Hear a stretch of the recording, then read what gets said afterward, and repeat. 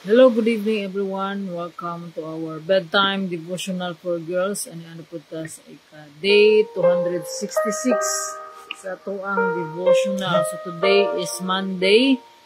So happy Monday. October 14, 2024. Karon ang ato ang topic is about when we're worried. When we're worried, ang pulong naghatag nini is naa sa 1 Peter chapter 5 verse 7 nga nag-ingon, give all your worries and cares to God, for He cares about what happens to you. So let us pray. Father God in heaven, Lord, we glorify your name. Ikaw ang Ginoo, Lord God. Acknowledge ka, Lord God, sa among kinabuhi. Maghari ka, Lord God.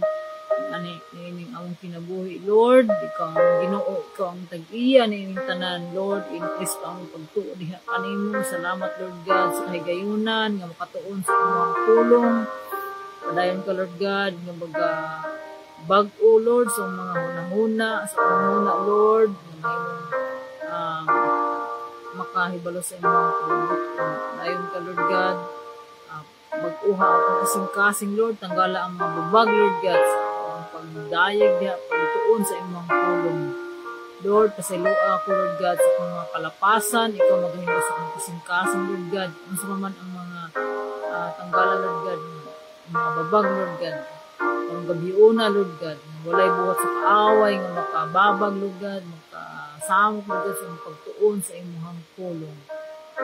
Lord, ikaw ang Ginoo, Lord God, wala kami mahimo o wala ikaw. Kung kami, Lord, sa imong kaalam. Kung kami, Lord, sa imong balaang Espiritu, Lord. Biyahe kami, Lord God. Tabahin kami, Lord God. Tagaan kami, Lord God, sa kahibalo nga makasabot kami sa mensahe nga ipadayag din. Kanamo, Lord God, pinaagi sa imong pulong. Father God, ikaw ang mamuhat, maglihok, Lord God, sa mga tao nga maminaw na ining mensahe nga ikaw ang Ginoo, ang gamahanan, nga ikaw ang source sa tanang butang, sa paglaom sa gugma, o sa paglambok sa usa ka tawo. Laygon ka, Lord, ang isalig diha kanimo, Lord God, kini nga ng buluhaton gikan sa pagsugod sa pagtapos, ang kining magbalang puson pinaagi sa imong ngalan, in Jesus name. Amen. So, may gabi is tanan. So, when we're worried, sa maning worried, kabalaka. So, matag usa ka nato, aduna tay mga kabalaka. Kabalaka, masigani, ginagmay ra na siya, kabalaka. Yung din, when trouble arise, it helps to talk about them with parents, grandparents, and concerned adults. So, sa mga kabataan, atong kanunay natong gina-istorya atong mga kabataan kung sa ilang mga concerns. So, but we shouldn't stop there. We should also talk to God through our prayers.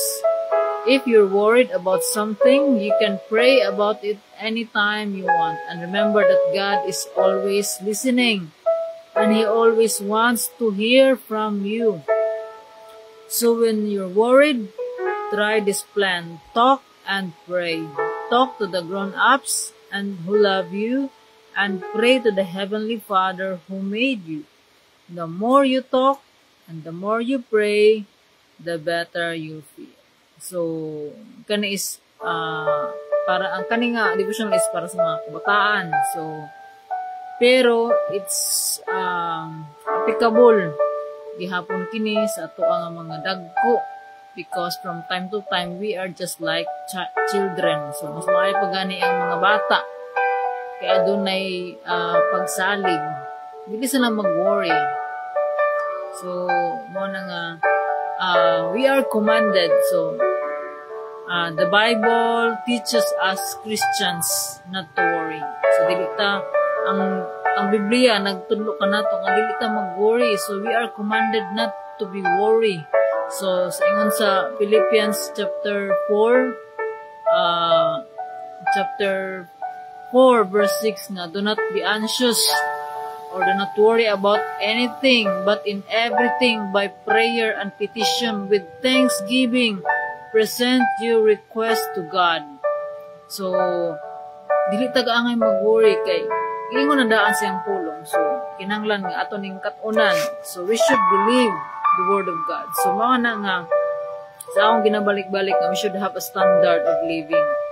Kung mao kini mag-guide. So, ang usa ka kuansan kanang gibalik usa ka sa ako nang ginabalik ang usa ka butang appliance adunay kini manual unsa ana pag-operate. Kaya pa na sa cellphone unsa ana to pag operate ang cellphone. So, ato ning i-research or mas high-tech naman karon or magbasa sa manual kung saan. So, God commanded us not to worry.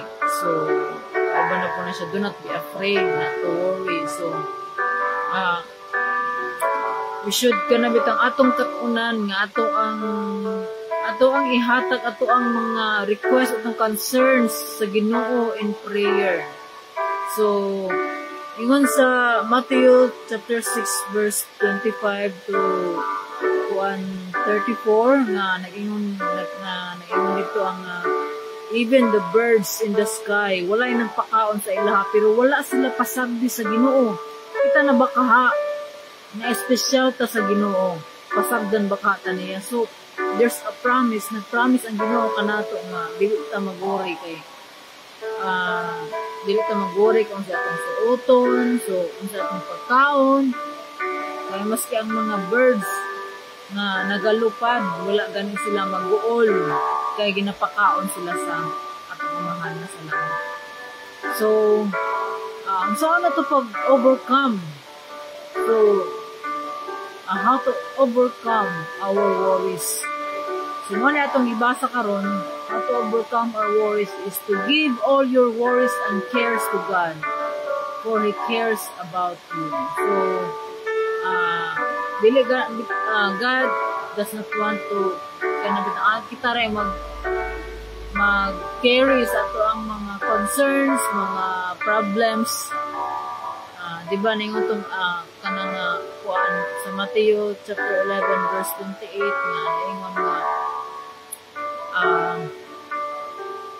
come to me all you are weary and I will give you rest. Nag-ingon ni Jesus, take my yoke upon you and learn from me, for I am gentle and humble in heart, and you will find rest for your souls. So, muna ang gingon ni Jesus dili ta na wata na ginusara. So, wata na ginusara. Andam ang Ginoo nga mutabang sa ato ang mga concerns, mga problema. Bisig na sa kagamay. So, morning we are commanded by God to not worry. Pero kung mag-worry ta, kung unsa man ang ato ang pumaagi ana, ang gihatag nga daan sa Ginoo. Ingon sa Ginoo nga cast all your worries and cares to God. God cares for us. Mao nay kamatuoran. God cares for us. Dili lamang ta nga ang kita is wala dili lamang nato ma-realize mo because God cares for us. Even the smallest details ato ang kinabuhi, God cares for us. So, mga nga atong ihatag na sa Ginoo. So, mo na nga unahon kayo nato ang Ginoo. Ato pang sa ato ang pag-worry namo na mag-worry ta tungod kay kulang pa atong pagtuo kay ingon dito sa kang Jesus pa nga anong mabala ka man mo wala bang musalig ka na ako diba kulangan yung pagtuo. So mo na nga mag-worry ta tungod kay nakulangan ta sa pagtuo sa Ginoo nga ihatag sa Ginoo ang iyang promise. Mo na nga